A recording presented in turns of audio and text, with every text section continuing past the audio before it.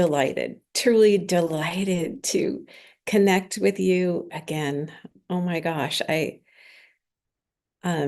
moved away from so many of you and I miss the times that you come into my office and we just chat, and it was always so casual and spontaneous. And so I wanted to create that, and again in this virtual way. Um, and like I said in my post, I've always thought about doing Tuesdays tea with Teresa in really cool places, and but I'd forgotten about it.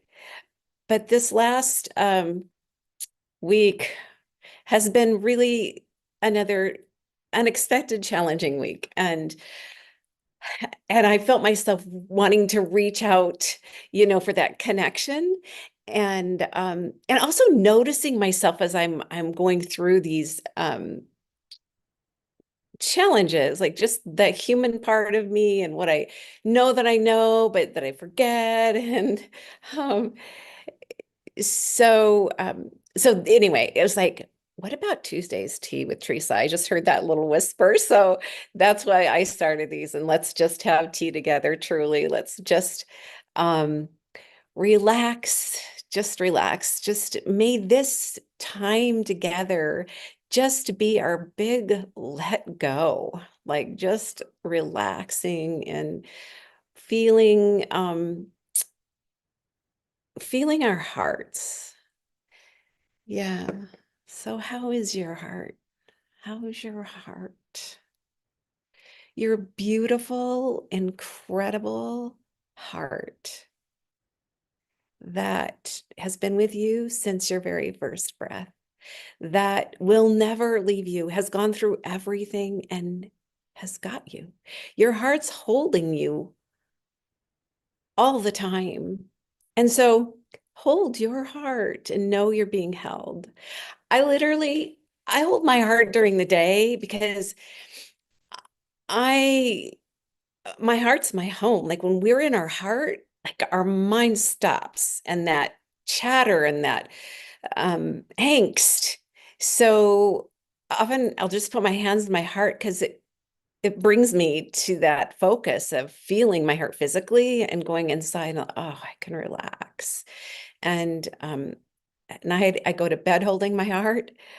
I wake up holding my heart sometimes. And if I don't wake up holding my heart, I lay in bed holding my heart and just feeling me, feeling the safety of the divinity of who I am. Because we've been so programmed, like religiously, every system imaginable on this planet right now has totally um, programmed us into believing that we are separate from who we really are. Like we're separate from our bodies. Our soul is different. It's outside of us. It's like, no, our soul is that the us, the essence, the truth of us, that is the non-physical part that actually created this physical part that wants to merge and flow through us and speak through us. And our soul speaks through the voice of our heart. Our heart is the only place that actually feels love. Like you can't think love, you're feeling it in your heart. And that's the voice of your soul. Your soul is the voice of the love in your heart, and it moves you. And when you listen to it, life does life for you, and you can relax into it. Um, brought notes, but I just kind of wanted things just to flow however they were meant to flow. So when things seem like they're falling apart, hold your heart and just be in communication with it. Like, how are you, heart? Like, how am I feeling right now? And be really true to your own heart. And it will lead you sometimes. Mm, places you never dreamed of, scary places. Like years and years ago.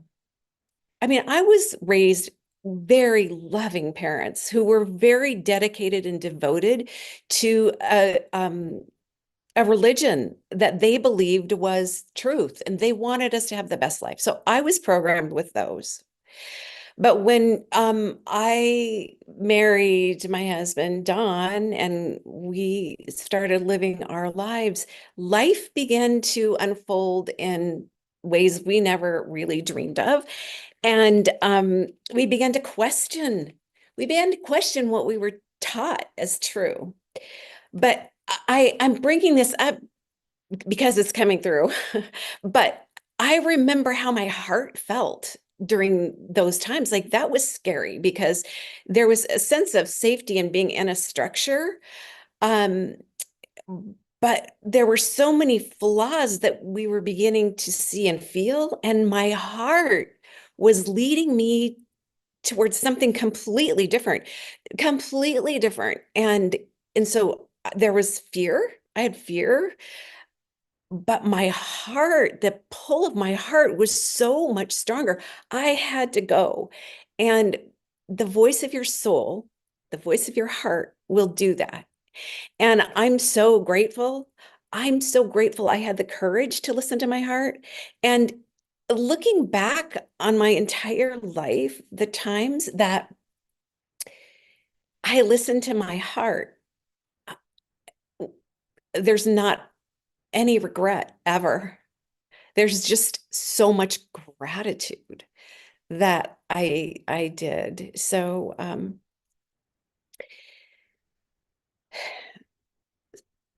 was um in and out of my fear this last week. It was just like, oh, am I going to need to face another loss, big loss? And um that you can do whatever, you're on the ride. You're in this ride because you're on the ride. I said that to someone earlier today. It's just like, yeah, we can do whatever's in front of us. But so anyway, so moving in and out of the fear, I just want to share with you what helped me um, move back in to a place of safety was my heart. But where that is too is your breath.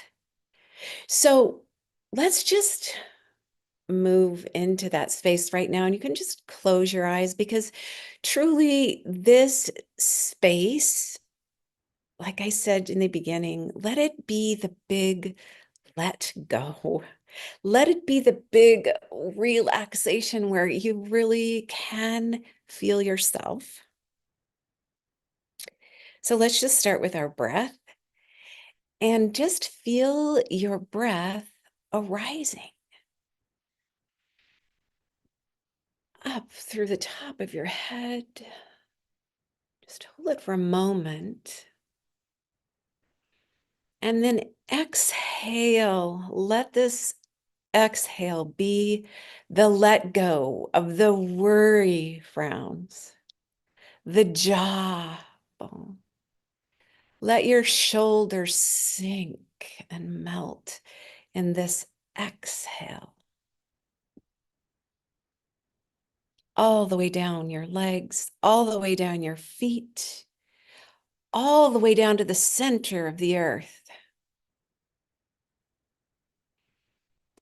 And then in this next inhale that is arising, let it fill you up all the way up. Just hold your breath for a moment and let the exhale move down through your eyes and your jaw bones and your shoulders, torso and your legs, and all the way down to your feet. all the way down to the center of the earth. And as you exhale, notice Mother Earth is making love to you in every breath. Breathing in and breathing out.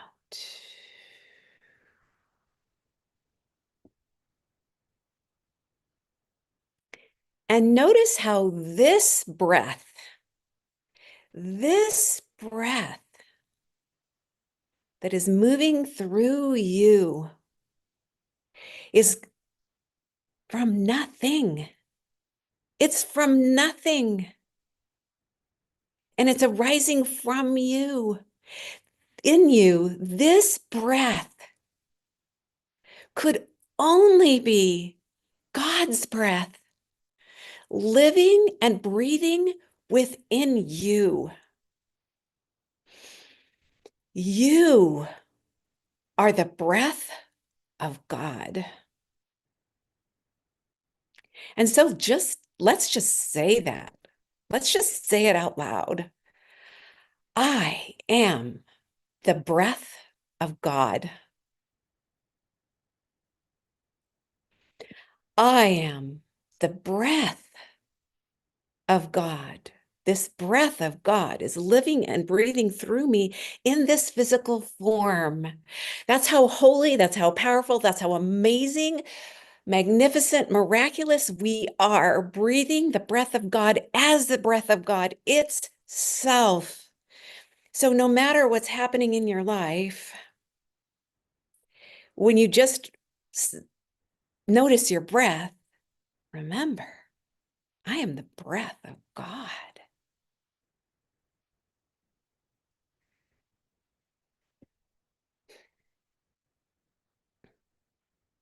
Just going to grab my notes. I got this. I subscribe to Michael Beckwith, his daily inspiration or whatever. Anyway, this was on my in my inbox, and I just wanted to read it. In the midst of tension, in the midst of what appears to be going backward, in the midst of challenge, is the birthing of something new. That birth must come through those who hold the frequency of the Most High. We are to lift ourselves up out of the world of appearances in order to choose the possibility of the world we want to live in. So the world out there, but the world in here. The world out there starts with the world in here. I love that. I love that. So some of you know, and if you don't, I have founded the Crystal Labyrinth Blessing Project. And that's not what this tea is about, but I do want to bring it in because when I had this vision to do this crystal labyrinth where we would have 1,000 crystals paired with 1,000 prayers from all over the world in every language under the surface of this labyrinth that we are creating together. It's a worldwide labyrinth here. When I had that vision, I would move forward, and then I don't know, just things just started going, wait. You need to walk your own inner labyrinth, and you need to share that walk and build it within, because everything is within, so without. So I'm very conscious of every single step because that's what the labyrinth is. So honestly, I wasn't that familiar with labyrinths at all. So if you're not, I'm just going to tell you what I know so far. Okay, so a labyrinth and a maze at first glance looks the same. But a labyrinth is actually a sacred geometric circular design that in the ancient times, um, it was a healing tool. Just the design, just to walk it itself was a healing. So on the labyrinth, you can't figure out how to get to the center. There's just all you see are all these paths, and then you do see the center. So when you start the labyrinth and you start walking, and you just take the one step in front of you, and then the next step in front of you, and then the next step in front of you, if you just keep walking the step in front of you, you will reach the center of the labyrinth, the core, the essence, the truth, the heart of you. And we all were born stepping into our own labyrinth of life. And absolutely, no matter what, every single step of your life in this labyrinth of life will take you to the center, to the heart, to the core, to the essence, to the truth of who you really are if you just keep taking the next step in front of you.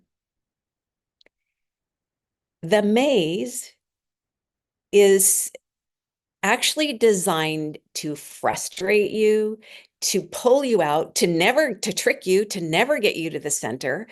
It's hard work. That's the maze. And so what I realized this week is that um, sometimes, because we're always on the labyrinth of life, but sometimes we create our own maze while on the labyrinth of life. So, which happens in our mind. So we can start to get, we can be walking the next step and we can be doubting it and we can be getting in a mind trap. And so then we're like, this direction, that direction. Oh no. Okay, no, I think it's that way. Oh, and so we have created our own maze, but we are still on the labyrinth. So when we get into those mazes and we realize, oh my gosh, I did this. Okay, I just need to relax. I need to move to my heart. I need to feel my heart. I need to feel the breath of God within me and remember that I am the breath of God. And this moment, in those moments, do you know what? In those moments, it's sweet surrender. It's it's sweet surrender. It's just like, oh wow, I don't have to do my life. I get to let life do me. And I realized this week that I'm just gonna have a sip of tea. That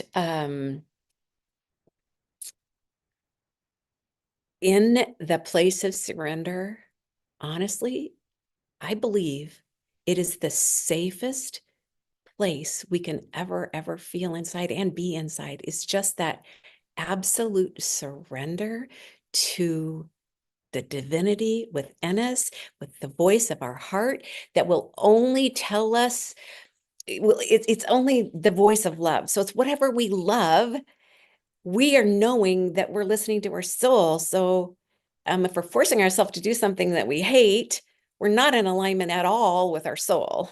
Like, it's like, listen to your heart. Your heart is the voice of love, and it is the voice of your soul. And so, in the sweet surrender of that, you can just know that you're held and that everything's working out for you. Everything is working out for you always. I have three mantras, and I'm going to end this, I think, with my three mantras that keep me on this labyrinth. Okay. So I think I got distracted. But I think the main thing I really wanted to point out is that we can be in our own. Oh, I know. I'm back to the maze. So we don't know in this maze, should I go right, left? Should I go over here? Because you can skip a different, they're called circuits on the labyrinth. Maybe I should go over there. And when you finally surrender, you're just where you are. You're just where you are.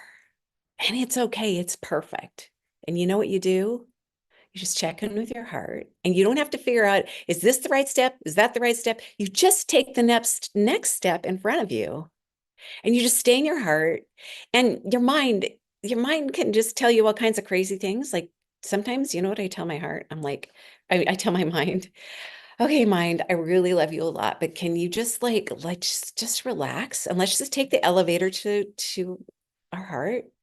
And then you can just lay your head on the pillow of my heart and just be really quiet. Just listen to my heartbeat.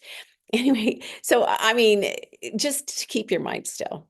So take the next step in front of you, no matter what it is, and then the next step, and then the next step, and don't doubt it. And remember that the labyrinth steps will always, always take you to the center. However, if you are on wherever you start and you just go wherever the next step, it could take you back to the beginning of the labyrinth. And that's okay, because then you know where you really, really are. And then you just start over. And you remember, I'm just going to take this next step in front of me that feels good. It's right here. My heart's telling me this feels good. And I'm just taking this step, and I'm just going to savor this step. And when it's hard, you know what? I'm just going to be in this step, and I'm going to open it up to all the goodness that there is in this step. Which reminds me, so my amazing sister-in-law, when I had this uh, vision, this really my soul ask, to do this crystal labyrinth, the blessing project. I'm like, I need to articulate this. I need people to get what I'm really trying to say. And so I said, Mimi, can you just like meet me in Spokane at the labyrinth, and just let's just play. Let's just take some pictures and whatever. So the reel I made on Instagram, which by the way, if you want to know about that, I did about the Crystal Labyrinth Blessing Project.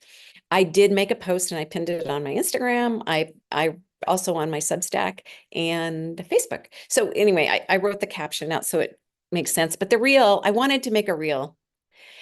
Um, so oh, this is the point of that. So we're walking the labyrinth, and she's filming me. And she said, Theresa, you don't walk hunched over, like looking down at the next step. Like in dance, because she's this amazing ballet dancer. She's like, in dance, they teach us to take the next step from our heart, moving from our heart. So when, I mean, it just changed everything. It's like, oh my gosh, I can take this next step in front of me, moving from my heart, and it's so much easier and so much more joy. And so no matter what's happening, because this labyrinth of life is going to take us in all kinds of directions. And there's going to be times on a real live labyrinth when you're walking it and you're like, oh, wow, I'm so close to the center. It feels so good. And then the next step, the next step is taking you to the edge where you're walking on the very edge of your faith and you can't even feel your heart. Like sometimes life is like that. It's like, I can't even feel my heart. But I want you to remember that absolutely, no matter what, you are always, always, always connected to your heart, to the heart of that labyrinth, to the heart of life, to the heart. Never, ever does it ever go away, whether you're walking on the edge and it seems far away, you're not. Um, I mean, you might be physically in a way, but you're not. You're connected. You're never not connected to your heart. Just remember that. I'm always connected to my heart, no matter how it feels, no matter what it looks like on the outside. I'm always connected to my heart. My compass, my heart, the voice of my heart is the voice of my soul. My soul is my compass. My soul is who I am. So, that's why I brought the labyrinth in there. Because I want you to know when things seem like they're falling apart, you are never not connected to your heart. You are always, always, always connected to your heart. And sometimes we're required to walk at the edge of our faith. And, um, but just, I'm so grateful for all of my life. Like, I wouldn't, I mean, I've had a lot of pain and heartbreak and heartache, but there's gifts in everything. There really is. And, the biggest loss of my life was my husband, and I miss him. Like, I miss his physical presence sometimes more than others. And, this time it was like around this time of the year. And so this is not the easiest time of the year for me, but you know what? I feel him in my heart. Um, I guess what I want to say is there's gifts that you're given in the hardest of the hard. And we came here, we didn't come here just to be born in a family, have this family do the best they can for us to teach us what they have been told is right, to go to school, to get a career, to do the thing that's going to make you the most money so that you can get married and have a family or not, or and then you have families and grandkids and whatever, and then you get to travel here and you get to travel there, and then you have friends and family and your life is done. And then you start like, no. I mean, that's all amazing stuff, if you're doing it from your heart, but we actually are meant to live the most amazing, miraculous, incredible life that is in this world, but not of this world. Like, it's walking the miraculous life. It's walking through the hard stuff and being able to walk above it all with a peace beyond understanding, with a joy that is just bubbling up no matter what. Even in the heart of the hard, a stability of joy that knows that all is well, even when I forget and I'm in my fear and I'm frantically trying to make things happen and I'm frantically trying to call this person and that person and this outside thing and become very, very attached to a certain outcome. Ah, all of those times. Oh, when we can just come back to our heart and relax. That's being in this world and not of this world. That's being not caught up with the appearance of things, because the appearance of things are not real. Like, not very often are they real. I mentored with Bob Proctor for quite a few years, and I mean, there's a few things that he drilled into our heads. And one of the things is that appearances are not real. Like, you can look at something and believe that's how it is, but the appearances aren't real. So that has kept me in many times when I like this that's happening.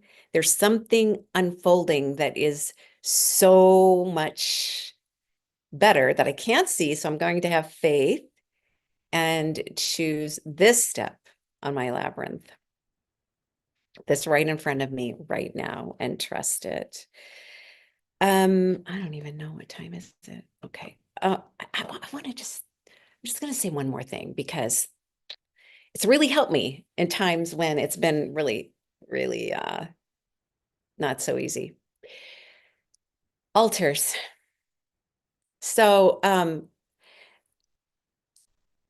I grew up where altars were like, if you did an altar, like you were worshiping the devil or worshiping something completely like not good.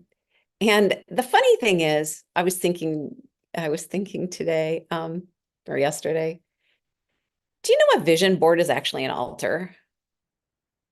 Like, we are so much more non-physical, non-physical. It's the infinite of us. And we've put all this divinity in this little teeny tiny human body that's doing amazing, miraculous things. And we have the power of free will choice to create whatever we want to create. We are creators. And it happens through the non-physical merging and flowing through us and becoming us and radiating out. So, um, but what I realized this last week, I just had this thought. So remember when you were taught, I did some energy work with this amazing teacher who taught us that like you can harness the the non-physical and ground it into the physical with visuals, pictures, live physical things like essential oils. So, so I created an altar like on 11/11. I created two altars on 11/11. It was really fun. But creating the altar got me out of my fear. I had the picture of, the being that I wanted this help for, that I felt so helpless. And I just started moving like, get this, get that, get that crystal, but and where to even put it. But I just felt when I was creating this altar, I'm like, I am bringing the non-physical into the physical, and I'm reminded that the non-physical is merging and doing its work every time I look at it. So even where I had this altar placed, I was totally told where to put it. I was totally, everything matched up. All the bear medicine, the everything. It was just like perfect. And then at the end, it was just light the candle. And so every time I walked by and I saw that candle lit and I saw that altar, it was like, oh my God, the non-physical is doing this for me. It's being done through and for. And so I just encourage you to whatever it is that brings, like, it brings you to just objects of whatever you want to change in your life, whether it is a vision board. The other altar I did was one for the Crystal Labyrinth Blessing Project.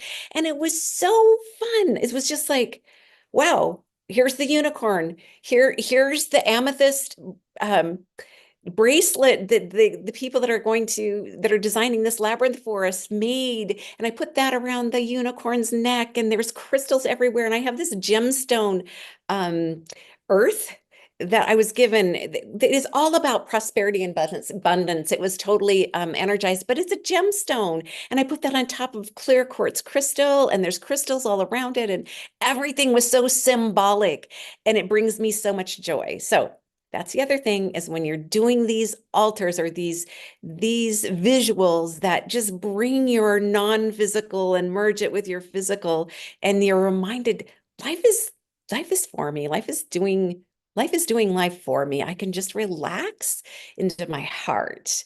Um, you'll notice the joy. I just noticed this. Oh my gosh, I have so much joy. I'm just loving this creation. It's beauty, it's art, it's me, it's yeah. So altars. Just, if you're going through something hard, give it all to an altar. Like, just create on the altar what you envision happening, what you envision wanting, what your heart, the vision of your heart, the vision of your heart, not the vision of your fear, but the vision of your heart. Like, what is it you want to see? What is it you want to create? Because you are a creator, absolutely creator. Do not let this world tell you anything other than that. You are not separate from the soul of who you are. You are absolute pure divinity in human form, and you get to create whatever your heart vision wants to create. You can create whatever you want to create, but I suggest moving into your heart, because that's the greatest joy ever.